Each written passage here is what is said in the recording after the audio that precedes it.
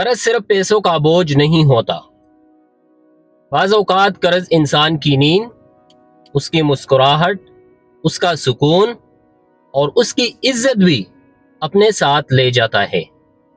باہر سے دیکھنے والے سمجھتے ہیں کہ سب کچھ ٹھیک ہے، لیکن وہ نہیں جانتے کہ قرضدار انسان ہر صبح ایک نئی فکر کے ساتھ جاگتا ہے اور ہر رات ایک نئے خوف کے ساتھ سوتا ہے۔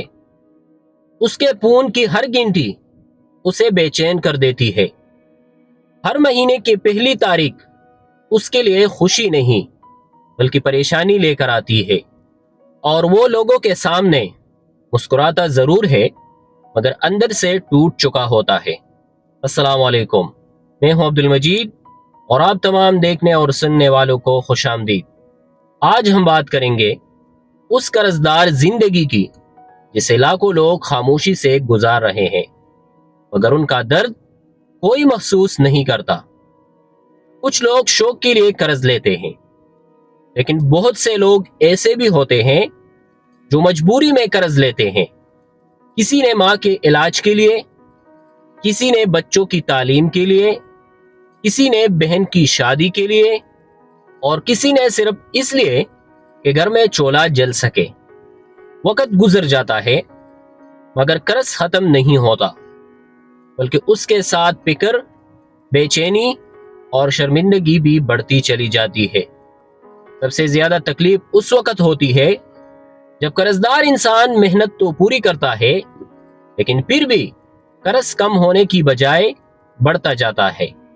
وہ اپنی خواہشات چھوڑ دیتا ہے، نئے کپڑے خریدنا چھوڑ دیتا ہے، اپنی خوشیوں کو قربان کر دیتا ہے، مگر پھر بھی لوگ اسے سست، ناکام یا بے ذمہ دار سمجھ لیتے ہیں، حالانکہ کسی کو اس کے دل کی جنگ کا اندازہ نہیں ہوتا۔ افسوس کی بات یہ ہے کہ آج کے معاشرے میں لوگ قرض مانگنے والے کو تو یاد رکھتے ہیں لیکن اس کی مجبوری کو بھول جاتے ہیں۔ وہ یہ نہیں دیکھتے کہ شاید اس انسان نے کسی شوق کے لیے نہیں بلکہ زندگی بچانے کے لیے قرض لیا تھا۔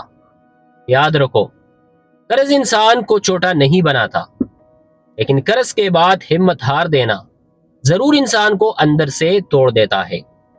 اگر آج تم قرض کے بوجھ تلے دبے ہوئے ہو تو خود کو ختم مت سمجھو، کیونکہ حالات ہمیشہ ایک جیسے نہیں رہتے۔